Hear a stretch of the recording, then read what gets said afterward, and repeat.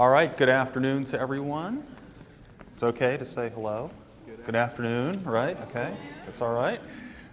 So for those of you who don't know me, my name is Tim Zach. I'm the director of the Institute for Social Innovation here at Carnegie Mellon and a professor in the Heinz College.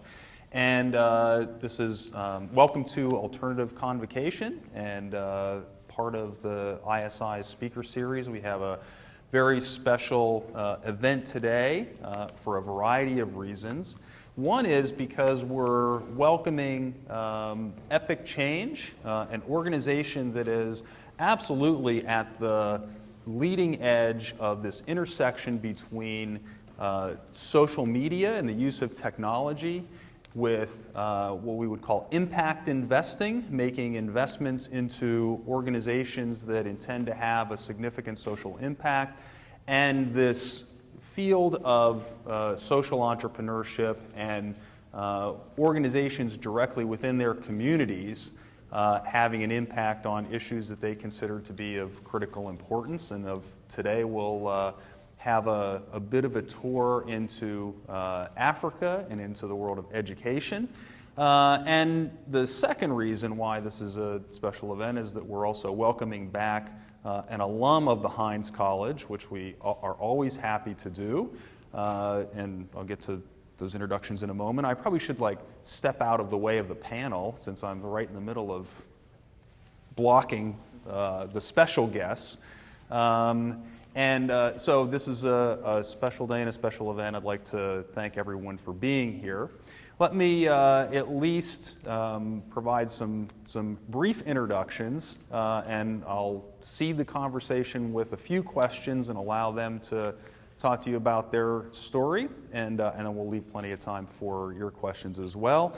So I'd like to formally welcome Stacy Monk and Sanjay Patel, the co-founders of Epic Change, as well. And let me just say, let me highlight Stacy as the alum of the Heinz College. So Stacy is an alum of the Heinz College, and after graduation had an extensive set of experiences in the private sector as well as in the social sector at Deloitte, at Genentech, right? How would you describe them? Sort of a Genentech's a biotech organization. Biotech, right? Biotech innovation company, as well as working with the social services agency in Santa Clara, California, and through, as I understand it, a life-changing tour through Africa around 2007 made a significant shift to your career trajectory, at least expectations, when you graduated from the Heinz College. And of course, you're probably sitting in front of a number of people who have similar thoughts right now about what their trajectory looks like post the Heinz College, right? So maybe you could lend some insight into that. And I'd also like to welcome Mama Lucy, who will have her own very unique story to tell about this organization and how it has formed and the impact that it's having on her community in Tanzania. And we've got some very special, and as I learned in the first minute or so, very articulate guests here, Leah and Gideon, who are on this tour of the United States and have gotten to experience lots of different aspects of this country. Gideon and I were just talking about what we like about New York, right? So obviously a unique place, no matter where you come from in the world. So I might just turn it over to Stacey to tell us a little bit more about Epic Change, and that'll help us seed the conversation for the time that we have remaining. Absolutely. First of all, thank you so much for welcoming us back. For me, it's an incredible opportunity to be able to share voices that may not ordinarily be heard from across the globe. So I'll just step back a little bit and start to share my story from basically when I was sitting where you were. I was an arts management student here at Heinz College, and I had every intention of going back into theater management. And when I left here, I was the kind of kid, and my guess is, because I know where you go to school, that you're probably these kinds of kids too.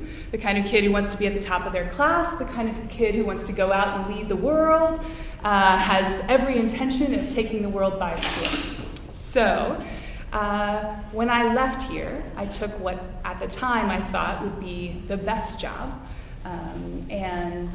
For me at the time, what that meant was the job that was best able to pay back my student loans. So I know you probably know very well how that feels. What that meant for me is I went into a management consulting career at Deloitte. And I learned very much from that career. And I ended up, as Tim mentioned, going into the corporate sector. And it was never really where my heart meant to be. It was just kind of where I ended up. I want to just give you a quick caveat that I'm still paying back my student loans, even though I chose to pursue that kind of career. So make no mistake that those will, the universe has plans no matter what you intend. When I was working at Genentech, actually, I got a call from my brother, my little brother Josh. And at the time, I have no idea why he called. I was in the middle of a project.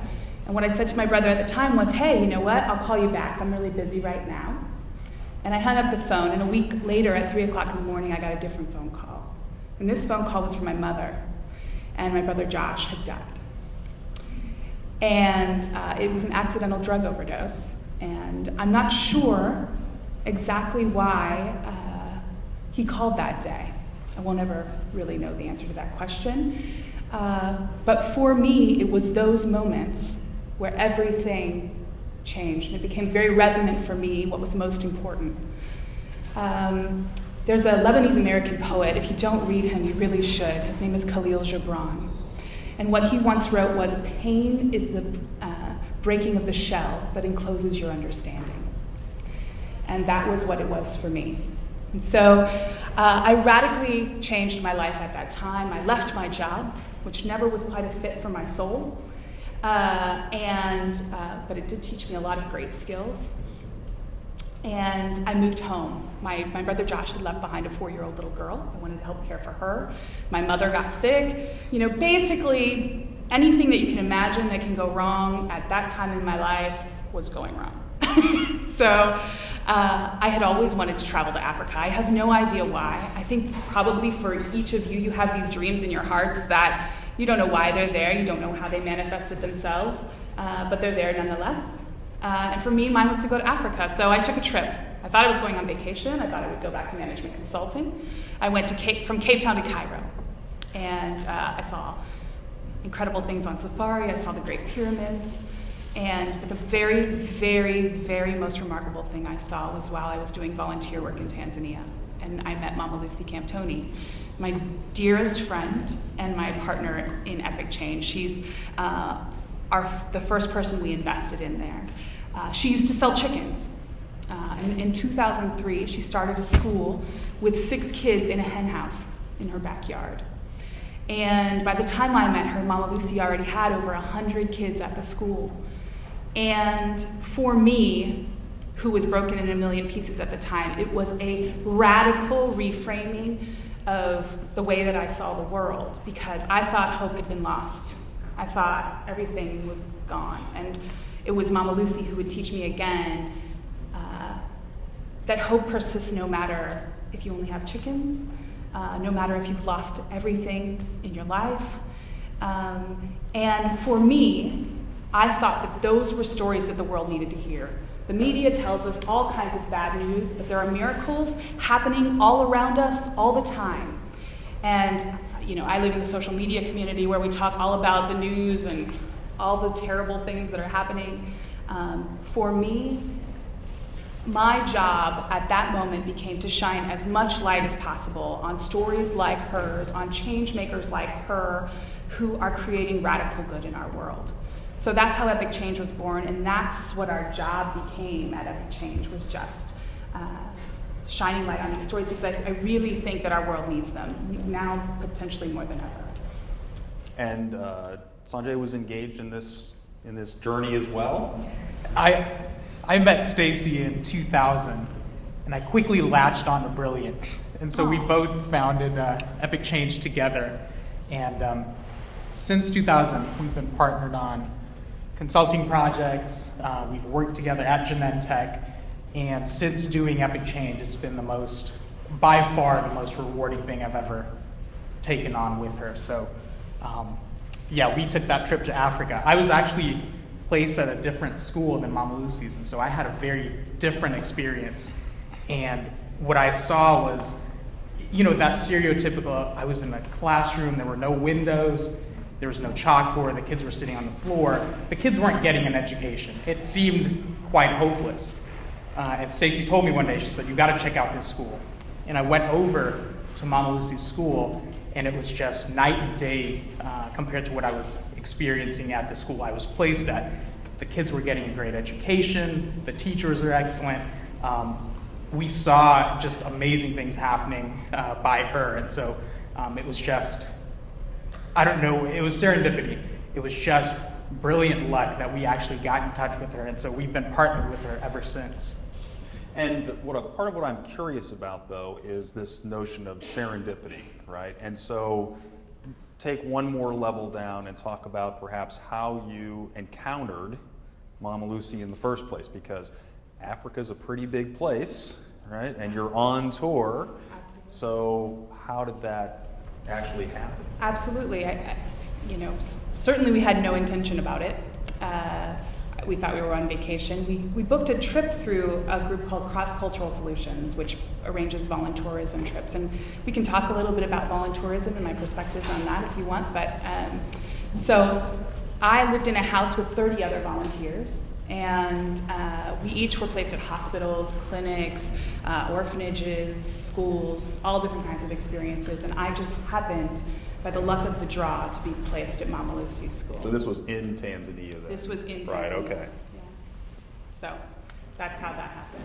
So maybe we'll turn the mic over to Mama Lucy and tell us a little bit about how the school began, beyond just that you had some facilities, I guess, beside where you happen to be living to start this up. But as Sanjay mentioned, you not only had facilities, but somehow created this environment under which kids were getting a really rewarding educational experience, and I'm sure a rewarding experience in other ways related to how their life would develop. Maybe you could tell us a bit more about how that happened, and was there an event, sort of like Stacy's event, that propelled you to put your time and energy into creating the school? Thank you. Thank you so much for letting us here today. We are really grateful. I'm happy to be at the college where Stacy went. Thank you so much. I started school in 2003. In 2003. And this is just because of the needy around my community. There were no good schools. Children were just there. You can find the public schools with so many children in one classroom. You can find a class having 70, 80, or 100 students with only one teacher. So from there, you can imagine it's hard to get what they need or what they're supposed to get. My dream was my children to get good education. I had no enough money to take to the best schools, which were very expensive. I said, at that time I was selling chicken. Then I said, from the little I'm having, I'll try my children to get good education. I tried to pay for 1 year, the second year, then it was too much for me. So I decided to take my children to Kenya. That was in 1993.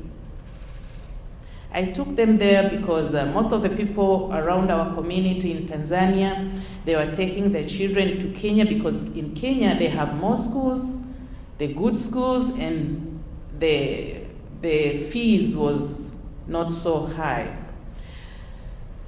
it was a bit hard for me because to take so little kids, 9 years, 8 years, to another country just for education, it really pains.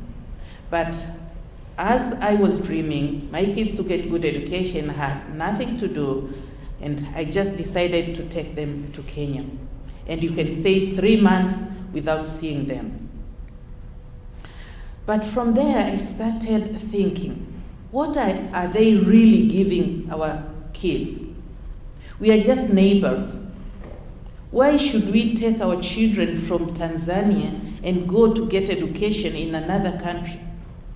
Okay, it's about a 5 hours drive from Arusha, from where I stay, to Kenya, but why should we take our children so far just for getting education, especially the primary education? Then from there, it was the journey for me to start trying to learn what they're giving our children.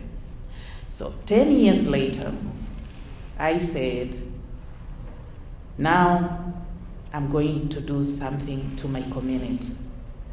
I know I don't have money, but from the little I'm having, I'm going to do something, at least even to start with a kindergarten, a nursery school with a good foundation. So even if they're not going to join other schools, at least they will have good foundation. So I started in 2003 with 6 kids. Then the next day, 2 days later, they were 10. 1 month later, they were 23. The parents were very happy. After 3 months, the parents were coming and saying, no, you're doing very good job. By the way, I'm not a teacher by profession, but I hired a teacher to do what I would like the teacher to do. We are having the syllabuses and what, but I tried also to copy some good things from Kenya so that she can do and come up with what I would like to see. So the parents were very happy. We continued, and I used the house next to my home. I rented from the money I get as an income from the chicken business to pay for the rent and to pay for the teacher. When Stacy came in 2007, we had about 110 students, and most of the parents were coming and saying, oh, this is a very good school. But in my head, I was just thinking, this is just a rented house. To have a big school, you need a big land, at least to put more buildings and what. But I knew, even if I'll start doing something good, I'll get support. But from where I didn't know, but I know even it's not support from someone, maybe other people can take what I have started doing and continue doing and pushing it. So for the good luck, Stacy came to volunteer in my school, and the last week Sanjay joined. That was 2007 January. And from there, we just, for the time they were there, we had good time to talk about what I was doing, and what are my plans. And then Stacy said, let us try to write proposals and send to different people so that you can get funds. Maybe you can buy land and build a school. She's a good consultant. So we tried to send to different people, but unfortunately, we didn't get good response. Most of them, they said they're just giving for the big reputable organizations and so forth. Others, they didn't reply. But as they went back home, we continued communicating as friends. So 6 months later, I informed Stacy, the owner of the house, which we were renting as a school, decided to sell the house. And I told Stacy, I'm not so much worried about just losing the school, but from that school, sorry, I didn't tell it before, I was having students with parents who are paying, but at the same time, children who are orphans and others who cannot afford to pay. So from the little I'm getting from the parents who are paying, I was able to support those who cannot pay for the fees, to buy at least uniforms and exercise books, pencils, and things like that, and be able to pay the teacher. So Stacy felt very bad and said, let us see what we can do. She asked me, do you like that house? I said, my plan is to have a school, and this place is too small to be a school. Then what should we do? If we get money, we can buy the land and start building a class after a classroom so the kids can go to school. So she just told her friends, and I'm glad that they were able to raise funds to buy land and build 4 classrooms. So that's how we started. Now this is just so 2007, 2008 is the entry point to some extent of the kinds of tools like Twitter and Facebook and what we might call Web 2.0, right, that ushers in perhaps a new way to communicate and reach out and do a whole variety of things in support of this kind of effort. When and how did you make some connection between the needs of Mama Lucy and her effort to the ability to use those tools to your advantage? Because you had already taken sort of the traditional route, right? You said, we'll write to organizations, right, using their process, and we'll keep our fingers crossed that somebody will say yes, thank you, and send us a nice big check. And that didn't work out. So what happened? It was absolutely by necessity. As she mentioned, the school was, it could have closed at that time, honestly. I couldn't let that happen. I knew she couldn't let that happen. And so at first we used, very traditional online tools. We reached out via email to God and everyone I knew. Literally, I got on phone to people I had not seen since the 2nd grade. I was fierce about making this possible. Like, there was nothing gonna stop me. So, and then once we got those 4 classrooms up, okay, so what happens is not many people do this. And we can talk a little bit about why not, but. And how much was the initial $35,000. $35,000 to build 4 classrooms on a new plot of land. In 3 months. In 3 months. Right. So we send this check, we wire the funds, and literally we walk on campus 3 months later and there's kids in the classroom. It was unbelievable miracle kind of material. We couldn't fathom that we could have that kind of an impact by emailing our friends, essentially. So was the school built with the assets of the community? People came out and built the facility? How did that happen? In fact, part of it, some of the parents were supporting. But if they have also to work to earn something for their families, they can't use all the time for that. But also they were supporting, but we hired also other people to work for it. Right. It was all locally built. All locally built. Okay. All locally led, all locally built.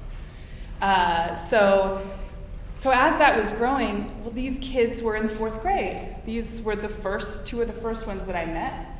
And okay, they needed to go to 5th grade, and then they needed to go to 6th grade. So one of the first experiments we did with Twitter. It just happened to be that I was using Twitter because a friend was like, this is really cool, maybe at some point it might be useful to you. Nobody had any idea. And so 6 days before Thanksgiving in 2008, a friend of mine wrote on their blog a thank you note to me. And it felt unbelievable because when you're doing this kind of work, you're like kind of like hacking away on your computer and asking everyone for help, and few people say thank you. So it felt amazing, and I was like, oh, you know what? Twitter could spread a meme like this really quickly. It was Thanksgiving. I was like, what would it feel like if everyone in the world were grateful? Everyone, because the Twitter community was very small and very close at that time. So I created a hashtag called Tweetsgiving. And we asked people to share whatever they were grateful for. So it directed people back to that site, and within 48 hours, that meme became one of the top trending topics on Twitter. And we raised, essentially what we said was, if share what you're grateful for, and then if you're moved to, give in honor of whatever you're grateful for. And within the 48 hours, over $11,000 had been given, and we built a classroom with that money. It was the classroom where they would continue their studies. And it worked. And Sanjay, he'll tell you, he was like, Stacy, you're crazy. I thought she was crazy. This is not going to work. There's no way. Why are you staying up all night to build this silly site? Thanksgiving, gratitude.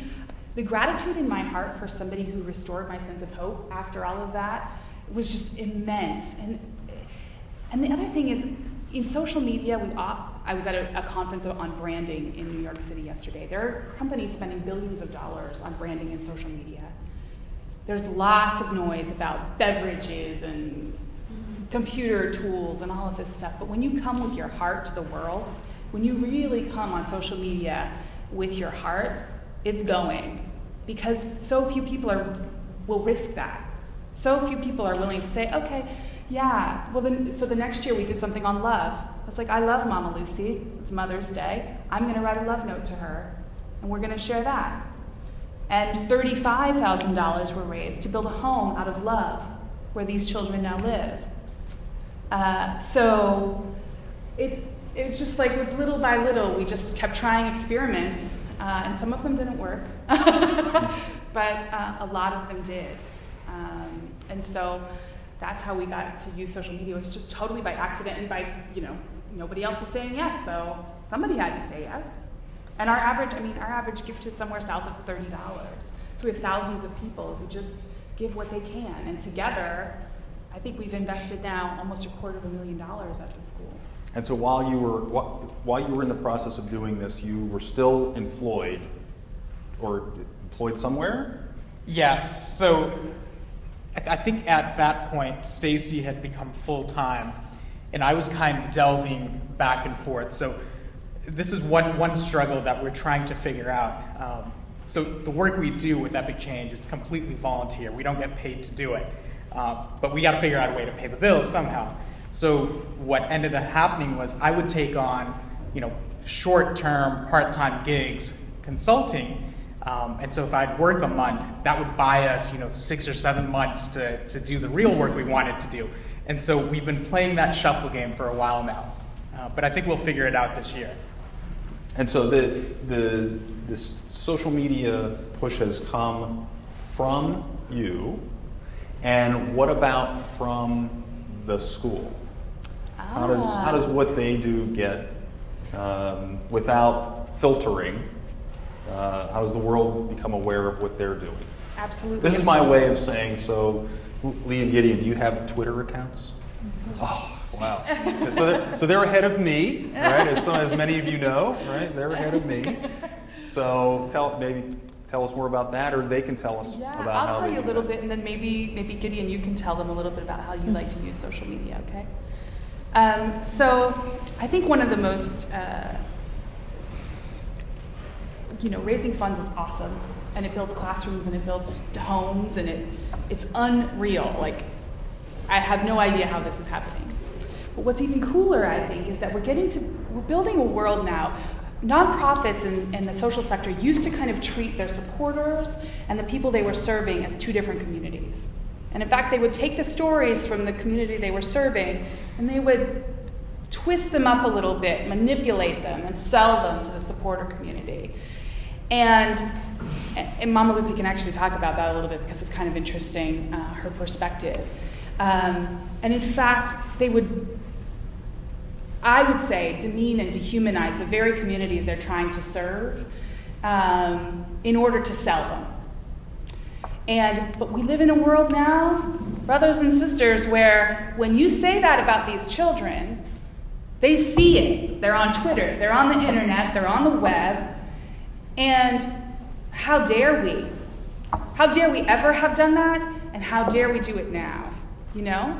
So yeah, now we live in a world where we can all share the same conversation. We can be together when we're designing social change programs. So yes, Gideon is on Twitter. Gideon has a Tumblr blog.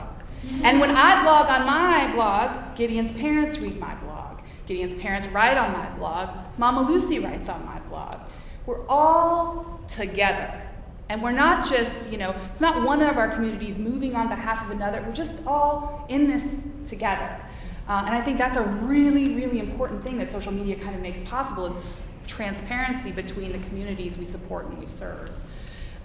So I'm interested in I'm actually interested in learning more about how Leah and Gideon are using all these different tools, because so Gideon here, member of the Twitterati, right? You're part of all that. He's been called one of the Twitter kids of Tanzania. The Twitter kid of Tanzania. Okay. Sounds like it could be a book. If you play your cards right, you may have a chance to parlay this into some kind of a media career. So how do you use social media, Gideon? Social media has changed me in different ways and how I use it, because it helps me to share new things with different people. It also helps me to meet with new people around the world. And also, it helps my voice to be heard all over the world, because I may be small, but I'm smart. That's why I need social media and technology for my voice to be heard across the world. Some people think that African children are poor, weak, but I'm powerful, I'm smart, I'm strong. I'm an astronaut, I have new planets to discover up there. That's why I need social media and technology for my voice to be heard all over the world. So what is it that you, so what grade are you in? I've completed the 7th grade. Enter the 7th grade, okay. And so, like many 7th graders in the world, maybe you're starting to think about what the future holds, what you would like to do in your life as you get older. So what ideas do you have, and perhaps how are you telling other people in the world about what your goals are? My goals when I become older is to be an astronaut. Astronaut, okay. Fortunately, there's things going on in that industry that gives you a good chance of getting into space someday. And why an astronaut? Well, first I like to start because my country doesn't have a space station, so I want to start one, and also there's some planets up there. Seem interesting, yes. Right? You might want to check those out. Okay, so go into space, start a space station, investigate some new planets. Okay, that sounds like a good few years of work, right, for you to do. And so, Leah, how about in your case? You're also part of this social media usage, and tell us about what your objectives are with that. Maybe talk a bit about the connections you've made to other people in the world as a result of getting your message and your point of view to other people through Twitter or other tools that you use. Thank you so much for this opportunity. Thank you for your question. Social media has helped me in different ways. First, I meet with new people, like how Gideon said, you exchange ideas, you learn new things, and also there's some people who encourage you in what your dreams are and what your goals are. Like Gideon can tweet and say that I would like to be an astronaut and discover new planets. Someone may read that tweet and answer him, good, congratulations, you can make it. It's like encouraging him and building up more hopes that he's going to become an astronaut. And what are your plans? What grade are you in? I've completed the 7th grade as kid. In which one? 7th grade. Right, and so you've been in the school since the beginning? Yes. Right, okay, so you're a product as well. And so now looking out, what do you want to do? I want to be a doctor and a pediatrician, then after that the first woman president of my country. Those are okay. So those are pretty big objectives. Makes me feel like a slacker. So maybe perhaps at this time we could take a semi-intermission, or at least injection into the conversation, and open it up to some questions that people have here in the audience, and see where the rest of the conversation goes. Thoughts, questions, comments? You alluded to the how this method of combining the whole community together in an effort to raise money for the school is different from other models where the population, the students, essentially their stories might be sort of manipulated to be marketable. Mm-hmm. Can you guys, any of you guys, talk about your path? You alluded that there might be some past experience with that former model, and then talk about, I'd like to hear from the perspective of the Tanzanian folks, how they feel about that previous model versus what you guys are doing now. Actually, I like the way we are partnering with the partnership between our community and Epic Change. We are doing it in a very unique way. Most of the organizations which are coming to support different projects in our community, they normally come with an idea, they want to do something. But what I would suggest always, and that's what we do, Epic Change does not come and say, okay, I'm going to build a classroom. They just come and listen to us and learn from us what is our priority, what is our need. From our needs, we say this is our priority, and we have done this much. For example, even when they fundraised and got money to buy the land and build 4 classrooms, the 5th classroom was built by the parents and the community. Everyone contributed. After building that 5th classroom, then people across the globe, after reading from our blogs and other things, knowing that we have added another classroom and still we are in need of another classroom for the next year, they said, okay, we are going to do. So it's kind of a very good partnership. And the way we do in a friendship. There is a good connection. They not just come and say, you just go and we want you to do this. We know you don't have this. No, they listen to us and they support according to our needs.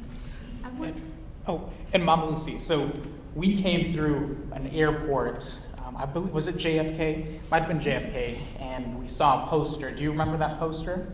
So tell us what it was and what your experience, how you felt when you saw that, because this is kind of that whole notion of there's a different set of communications that we see here that may, nonprofits may or may not, they feel that the community isn't seeing. So tell us a bit about that.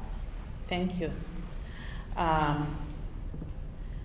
I'm sure even everyone has went through and saw some photos somewhere showing maybe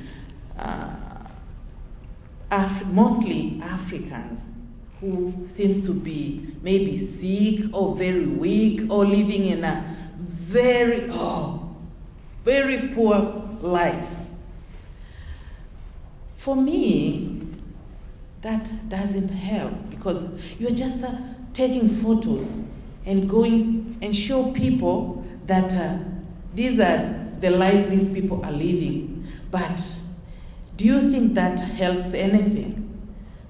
what is your contribution to that? Just showing people, these people are like this, sick. And I have never seen photos showing white people that they are poor. I know they are poor also. It doesn't mean that all the white, they are rich. And it has nothing to show this one is poor. Or if this one is sick. Even the whites are sick too. But why mostly people are coming with bad images about Africans? You know, sometimes when you want to do something to a certain community, it's good to do it with love, but not by showing the bad side. I think the good way is to come up with the positive things. Just try to look for the things which they have done, like Epic Change. They saw what we have done at that time, and they said, okay, let us put our efforts to support so that they can reach their goals. But they didn't come and try to look for the weak area. Okay, you can call weak areas, but they are always trying to look for the ways to support good things with love. Love. You know, when you're doing something out of love, the one who you are supporting will feel so much loved too.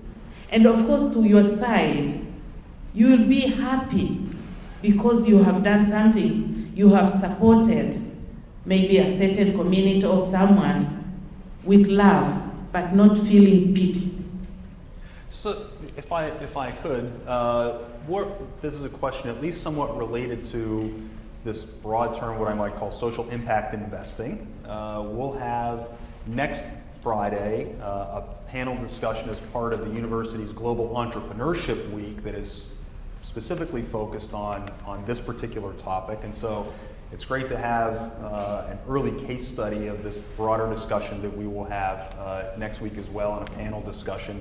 And somewhat related to that and to your comments as well, Mama Lucy, I'm interested in your perspective on how perhaps the attitudes have changed of people who are making these kinds of contributions and investments, and perhaps how the social media has influenced that change to occur, right? Because we talked about the prior model, which was philanthropies or governments and the processes that they have, and what would appear to be a very different model that perhaps is emerging with a different set of characters and actors that are involved in the process. What are their motivations, and what's different about why they engage as investors in these kinds of projects?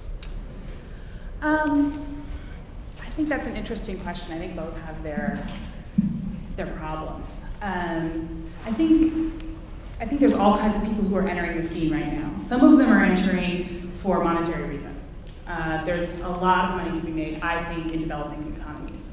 And some of them are very selfish reasons. I'll be quite frank. Some of them are window dressing. I firmly believe that there's a lot of cause washing going on in social entrepreneurship right now. That really the motivation is to make a lot of cash. So that's one thing that's going on. And then I do believe that as we're getting closer to the communities we serve, as we can have long-lasting relationships, the reason I can be close to Mama Lucy is because we can text each other every 5 seconds if we choose to. We can tweet each other, we can email each other, we can call each other, we can Skype each other. I mean, we can have a relationship that extends beyond just an annual visit or whatever. So I think the people that are motivated by friendship, I think that's really the cool thing about social media, is that we can start to do things, not for our own personal interest, but really, I'm not scared of the word love. I mean, I think we can do it because we just love each other, because we're friends, because just to serve one another. It's one thing to know about African education or African school projects or classrooms. It's a completely other thing to know Mama Lucy, to know Leah, and to know Gideon. And I think that's what social media is allowing at this point. So it's interesting to go, like, we're really grassroots, right? We're really talking about the individuals we serve. There are certainly models that commoditize the kinds of things we do. And I think there's still a lot of challenges that we're going to see around that. I don't know, we're not there yet. I think there's a lot of people entering the market space that have different motivations. Okay? Yes, go ahead. I think sort of what you're touching on is something I've struggled with. Like prior to being here, I worked for a large international development firm. It was still nonprofit, but large budget, large projects. And I sort of see the future of this is, especially as travel becomes easier, is a lot more like sort of do-it-yourself international development. And I think there's pros and cons for sure. But I think that it's mostly pros. Like, I think what you're doing is really good, but part of the reason you can do what you're doing is because of scale. And spending, when you get large amounts of money, that's like an amazing thing, but spending it responsibly and well is a lot more difficult than people think it is. So how do you sort of see yourself growing, especially because I'm certain that eventually you both maybe want to do this for a living. How do you sort of rectify growth with being able to contribute large percentages or even 100% of what people are giving you directly to the school? I think that's the question that we ask ourselves all the time. You're absolutely right in that we are able to do this in the way that we do this because we have, because we're small. I've gotten to the point, I was very much the person that sat in this classroom and was looking to build something that was going to transform the world. And I'm not that girl anymore. I believe it's your job to change part of the world, and I believe it's your job, and I believe it's your job. And I think the kinds of consolidation of wealth and the consolidation of power that happens with the building of large organizations, sometimes, I think there's always going to be a balance. There's always going to be the small kid on the block, and there's always going to be the big kid on the block. But there have been real issues in the nonprofit sector, in the social sector, and in the corporate sector of the consolidation of wealth and power, and what that has done to the people we serve and the people who consume what we created. So, do I know the answer for how we're going to scale? Right now, so what we've done is we've invested, like I said, nearly $250,000 there. Mama Lucy has already paid back nearly $15,000. We've invested that already in another school in Nepal. We've created these kind of cool tools, right? These platforms, they could be platforms. We've been using them personally.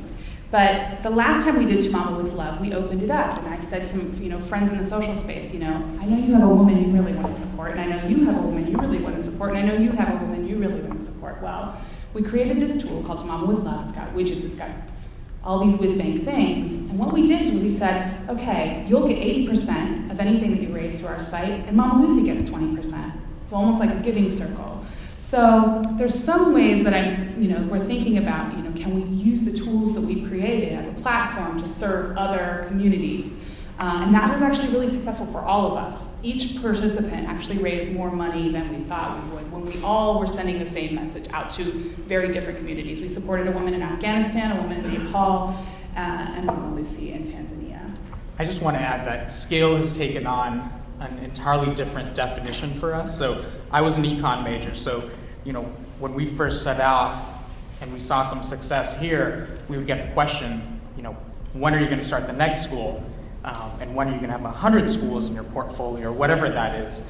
And for us, the real benefit is not the number, it's not the quantity, it's the impact. If I can look at these kids from 4 years ago when I first met them, but we're, kind of tagged along with their journey so that Gideon is one day going into college and on his way to becoming an astronaut, and Leia to med school to become a doctor. So scale is more depth at this point. How much of an impact we make, because they've finished their primary education. For us to say, okay, we're done, we're going to go find another school, the job's not done there. And I don't think it's our job, Stacy alluded to this, we don't have to do 100 schools. If we can do this one school and we get these kids to a place that they can get that full education, that they can reach their potential, that's successful. And then we can talk about the next thing. So we're not so focused about how do we get to the next school. I have friends actually that work at much larger social. It's great. I have a great network in that space now. And one of them came to me and she said, you know what, we have 600 projects in our portfolio right now. She said, honestly, I couldn't tell you if any one of them is making an impact. But when we approach funders and we tell them that we have 600 projects in umpteen different countries, that's what impresses them and that's what makes them fund us. So it's an interesting problem that I think we're up against in this space. So how many kids are in the school now? 503. 503. Yes. You started with six. 503. So you've scaled on at least one dimension. Yeah. Pretty fast, pretty hard. Okay. Absolutely. Oh, the other thing I want to say is just quality. The first year they participated in national exams out of 120 schools in their district. They were first.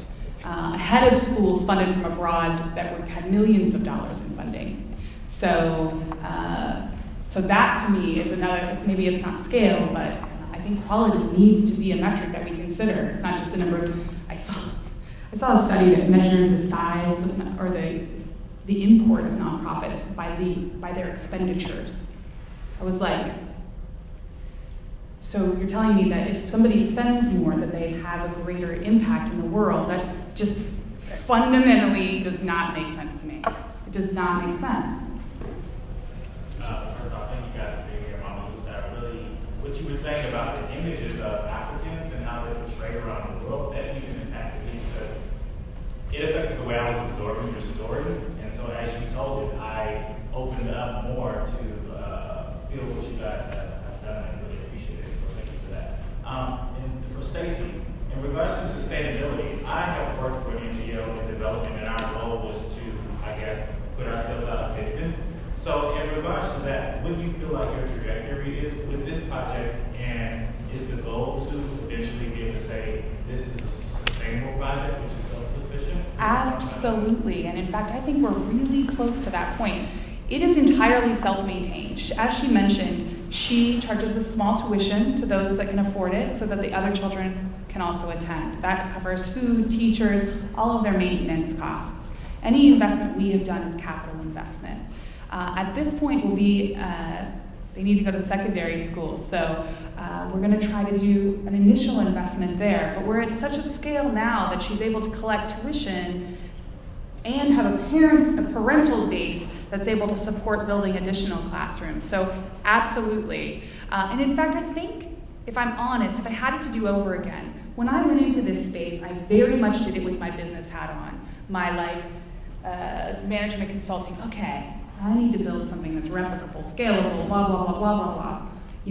And so I came out with this model that was like, this is going to be perpetual, and we're going to recycle every loan, which is awesome, very cool. People really liked it. At the same time, I think there's something to be said for exactly what you just said. In 4 years, we're putting ourselves out of business. We've done, this project is done. We're friends. We will love this community until we die. And we will continue to do things, pull friends in and support. But Mama Lucy, don't you feel like you've got this covered, right?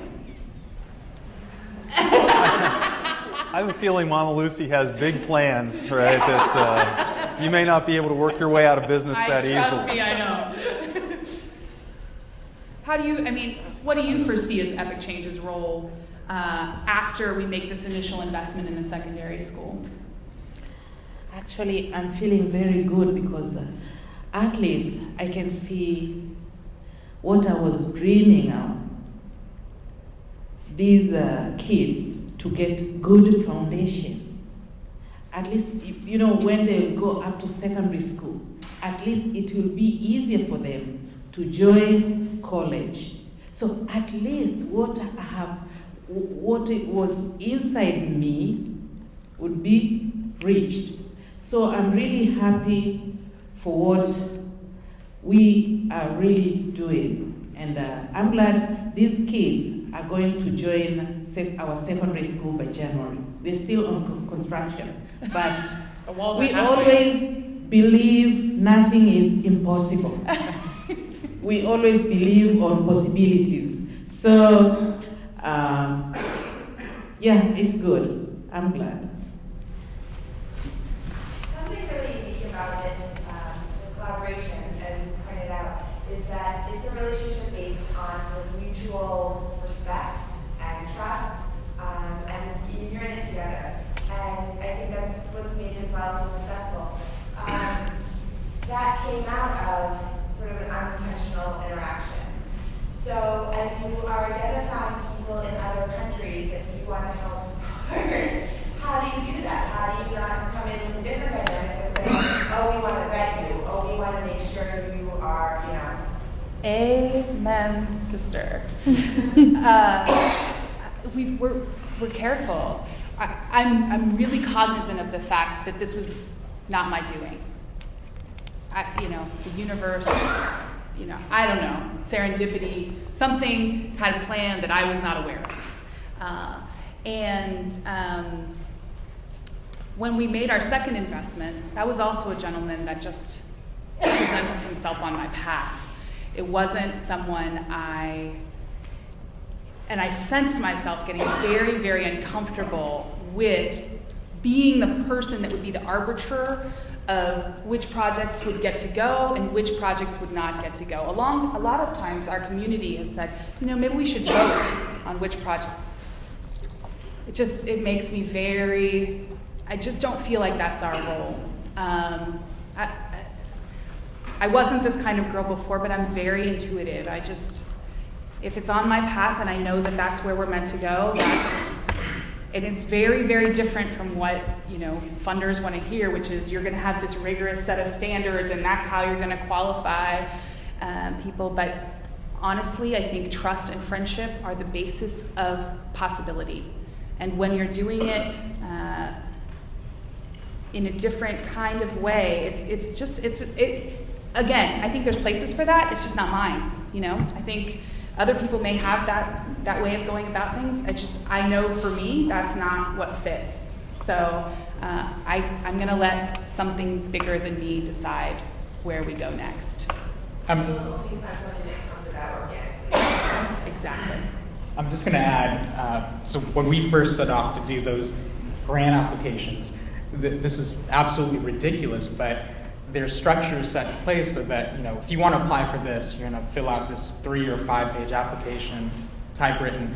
You can imagine we're in a village. There wasn't computer access. We would have to go back to the volunteer compound on a desktop that wasn't. It's just you had to go through so many hoops just to get this application out the door. Out of the 200, I think we got 2 responses, and those 2 responses were sorry. The rest of them didn't even bother to respond. But you can imagine, the work she's doing to spend the time to go through these applications, the vetting process. It was almost ridiculous. And so, as a sector, I think we have to really keep that in mind because we've done the voting contests and things like that. Do you want us focused on doing the impact work or try to win contests and applications to get the funding to do the work? So, there's got to be a way to balance that out. It's time for at least a couple more questions. Yes, thank you. About fundraising. So you mentioned that when you first started, you were making personal appeals to people you knew and were very close to. Yes. And my impression is that Deloitte and Genentech are highly profitable companies, and employees are paid very well. Yes. You mentioned that you can earn your year's fees in 2 months. But then you said that with the social media, most of the people who are going through are making very small donations. Have you had success with getting your friends who are very well paid to make large donations? It's an interesting. What works? It's an interesting question. Some of them, yes. I was radically surprised when I went to a former boss. It was one of our first donations, and I said, I need help. And he wrote me at that time a check for $5,000. And at that time, that's half a classroom. And it's funny how every time I go anywhere, everything boils down to how many kids go in the class, and you can't ever go back once you have that as your concurrent fee. It's a problem. So yes, but also no. I mean, I would say that the people who were closest to me in my former career are actually aren't great haven't been great financial supporters of our work. If you want my honest opinion, I think once people have told themselves that the life that they're in, even if they don't like it, I worked with a ton of people who hated the work that they did. They did it because they got a paycheck to support their family. But once you kind of step out of that and you say, you don't have to do that, you can make a choice to do whatever it is you want with your life. If they're not comfortable with that, if they don't feel like they've made that choice for themselves, if they feel like they're in a trap somehow, it's a small bit, I don't think it's resentment, it's really hard for them to understand why, you're supposed to be in here with us, you're supposed to be consulting, why would you do that? You could make this much money, you could support this many people in your family or whatever. So yes and no. Some people have been really, really generous, and some people that I would that have far more than I could ever imagine having, and I have these people in my network. Not at all. Maybe most interestingly, what are some of the things that work? So what kinds of communication works to help them? Personal, friendly communications, and seeing the work for themselves. I think when it's overly formalized, like if I presented a proposal to my friend or wrote them a letter of 5 pages, it would be like, Stacy, what are you doing? But if I send them a 2-sentence email that says, you know what, this is what I'm working on right now, could you help? Or, you know what, let's go out for lunch. Can we talk about it? Or, so it's hard to fake authenticity? Yeah, absolutely. Okay. Room for at least one more question. I want your opinion and if you could tell us about our community and where they live and what it's like.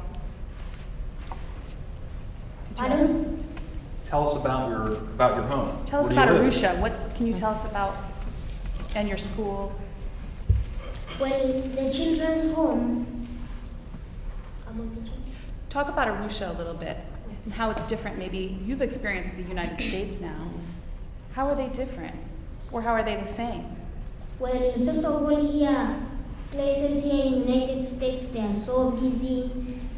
Not like Arusha, and then here there are too many traffic lights. In Arusha, there are only 2. And we don't experience snow there. And here people experience snow. And Do you know how many people live there? How many people live in Arusha? Do you know? I don't know, but probably very many. The population is now 700,000. Mama Lucy is saying that the population is now 700,000. And in the village where I live pretty far from the school, but we have the children's home just next to the school where we live. That it was built from gratitude and love. But where I really live, I live really far, but it's in a rural place. It's called Ngaramtoni. It's on top of a hill. That's where I live. How is Ngaramtoni different from Pittsburgh, let's say? Oh my. What are the differences that you see? In Ngaramtoni we have farmers, cows, kettles everywhere, people herding the kettles outside, farms, there's no very many houses. Houses, they're really far from your neighbor's house. But here, very long buildings, very well setted towns and streets and roads. Yeah. Do you want to say anything?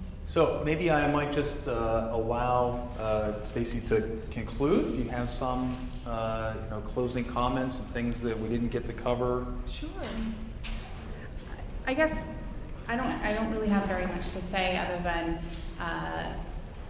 whatever's inside of you, try to hear it and try to do that thing. It took me going through an incredibly painful experience to finally listen to where I feel I was really meant to be with my life.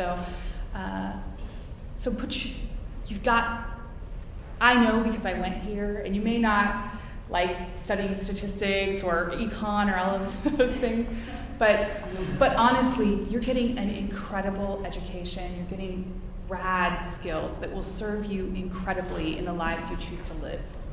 So my only suggestion to you would be to use all of that in service of someone else and in service of whatever's in your heart. Because so often we get trapped up here, we have to think about what makes the most sense or what's most practical or pragmatic.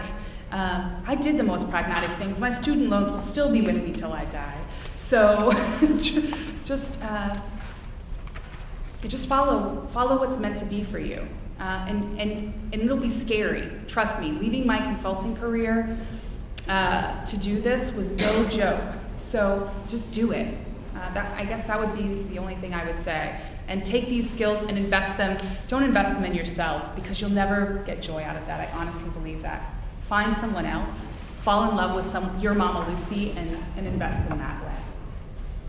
So with that, I hope you'll join me in thanking Stacy and Sanjay, Mama Lucy, Leah, Gideon, and thank you for your great questions and your attention. So I hope you'll join me in thanking them.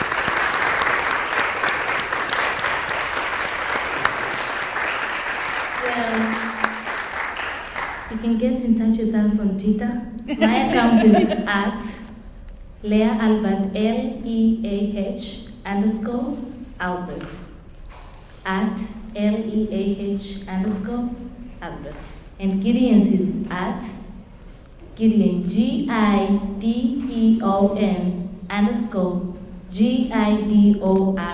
Gidori. Thank you. If you didn't catch those, come up because they love to tweet.